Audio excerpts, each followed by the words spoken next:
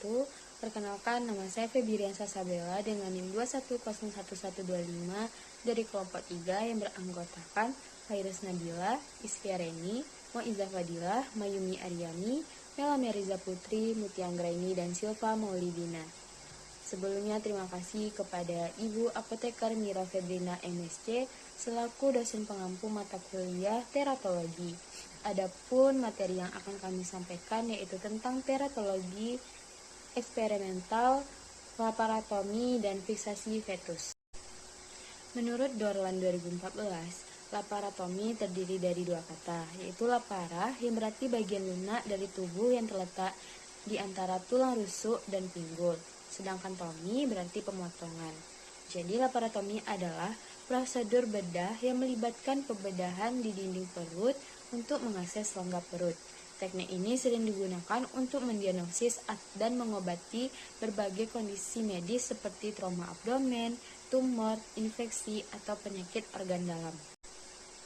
Tujuan laparotomi ini yaitu prosedur ini dapat direkomendasikan pada pasien yang mengalami nyeri abdomen yang tidak diketahui penyebabnya atau pasien yang mengalami trauma abdomen. Laparotomi eksplorasi digunakan untuk mengetahui sumber nyeri atau akibat trauma dan perbaikan bila diindikasikan. Selanjutnya itu ada teknik-teknik laparotomi. Yang pertama itu ada middle line laparotomi atau laparotomi garis tengah, di mana pembedahan dilakukan melalui sayatan di garis tengah perut dari prosesus sipodeus hingga ke pubis. Nah, teknis ini memberikan akses luas ke seluruh rongga perut dan biasanya digunakan dalam kasus darurat. Nah, adapun keuntungan dan kerugiannya, keuntungannya itu sedikit pendarahan, eksplorasi dapat lebih luas, cepat dibuka dan ditutup, serta tidak memotong ligamen dan syaraf. Nah, kerugiannya itu pada teknik ini dapat terjadi hernia jika trialis.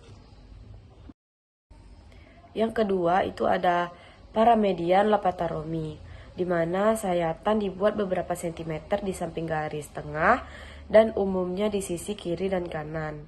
Nah, teknik ini memiliki sedikit keunggulan dalam hal penyembuhan luka dibandingkan laparotomi midline, tetapi lebih sulit dilakukan. Nah, keuntungannya sendiri itu tidak memotong ligamen dan syaraf, dan insisi mudah diperluas ke arah atas dan bawah. Adapun kerugiannya itu lebih sulit dilakukan. Baiklah, untuk teknik laparotomi selanjutnya yaitu ada transverse laparotomi atau laparotomi transversal, yang dimana sayatan dibuat secara horizontal, biasanya di bawah atau di atas umbilikus atau yang biasa kita sebut dengan pusar. Dan teknik ini digunakan pada beberapa operasi ginekologis atau bedah yang melibatkan bagian rongga bawah perut, biasanya pada pembedahan kolesistomi ataupun appendektomi.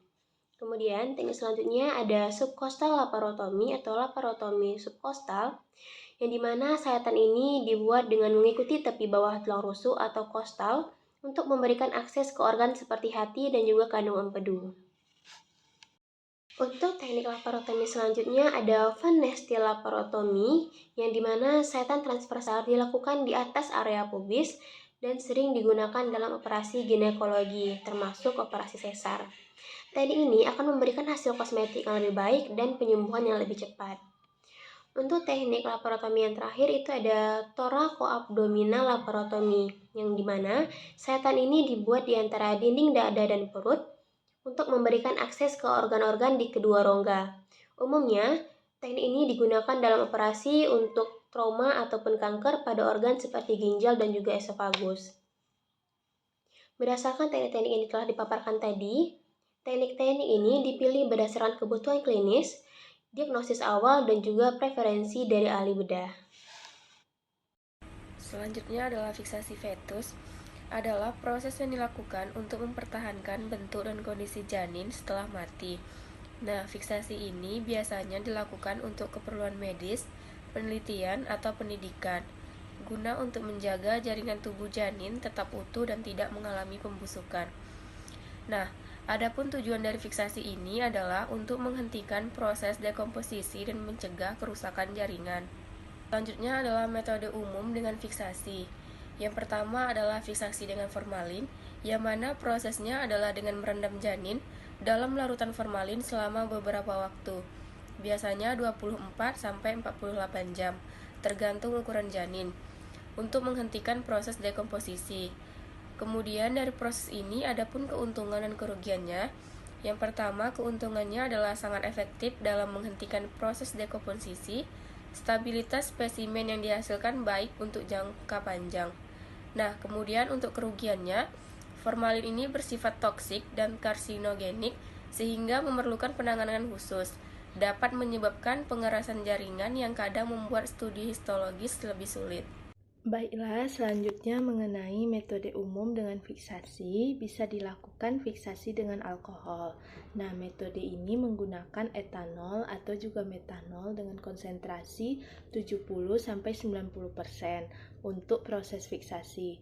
Nah, alkohol bekerja dengan cara dehidrasi jaringan dan mengkoagulasi protein. Keuntungannya, alkohol ini tidak terlalu toksik dibandingkan formalin dan penggunaan alkohol cocok untuk analisis DNA, RNA, dan juga protein. Kerugiannya dia tidak selektif formalin dalam mempertahankan struktur seluler. Nah, jaringan mungkin mengalami penyusutan akibat dari dehidrasi. Metode selanjutnya ada fiksasi dengan bovine solution. Nah, bovine solution ini campuran formalin, asam fikrat, dan juga asam asetat. Nah, metode ini sering digunakan untuk jaringan lunak, termasuk fetus. Keuntungannya, dia bisa mempertahankan warna jaringan lebih baik daripada formalin, dan cocok untuk jaringan kecil dan lembut seperti janin. Kerugiannya yaitu asam pikrat ini bersifat eksplosif ketika kering, sehingga dia memerlukan penanganan yang hati-hati dan juga dapat mempengaruhi struktur mikroskopik pada tingkat tertentu. Selanjutnya fiksasi dengan glutaraldehid, di mana agen fiksasinya lebih kuat dibandingkan formaldehid dan sering digunakan untuk fiksasi elektromikroskopik karena kemampuannya dalam mempertahankan struktur ultrastruktur sel. Keuntungannya sangat efektif dalam mempertahankan struktur mikroskopik yang sangat halus serta organel sel, lebih stabil dibandingkan dengan formalin, dan kekurangannya yaitu sangat toksik dan dapat menyebabkan iritasi kulit atau saluran pernapasan dan tidak cocok untuk penggunaan sehari-hari dan dalam jangka waktu yang panjang karena dapat membuat jaringan terlalu keras. Selanjutnya itu amatan visceral, di mana mengacu pada tindakan memeriksa organ-organ dalam rongga perut dan organ visceral secara langsung selama prosedur bedah seperti laparotomi, di mana pemeriksaan ini bertujuan untuk mengidentifikasi adanya kelainan pada organ-organ tersebut baik secara visual maupun melalui palpasi manual. Organ yang diperiksa meliputi lambung, hati, usus, limpa, pankreas, ginjal, kandung kemih, dan organ reproduksi. Selanjutnya yaitu contoh amatan visceral. Yang pertama yaitu amatan pada hati. Tujuannya untuk memeriksa warna, ukuran, konsistensi, adanya nodul atau tumor, serta tanda-tanda peradangan atau sirosis. Contoh kasusnya yaitu pada pasien dengan penyakit hati kronis atau dengan trauma tumpul pada hati. Selanjutnya yaitu amatan pada lambung dan usus. Tujuannya untuk mengevaluasi tanda-tanda obstruksi, perforasi, iskemia, peradangan seperti pada apendisitis atau divertikulitis atau adanya massa atau tumor. Contoh kasusnya yaitu pada pasien nyeri perut akut, distensi abdomen, atau pendarahan gastrointestinal. Kemudian ada amatan pada pankreas. Tujuannya yaitu untuk menilai adanya pembengkakan, nekrosis, atau tanda-tanda pankreatitis akut atau kronis. Contoh kasusnya yaitu pada pasien dengan pankreatitis akut atau tumor pankreas. Selanjutnya, amatan pada limpa. Tujuannya untuk memeriksa pembesaran atau splenomegali, robekan, atau kerusakan akibat trauma. Contoh kasusnya yaitu pada pasien dengan trauma tumpul pada perut yang dapat menyebabkan ruptur limpa.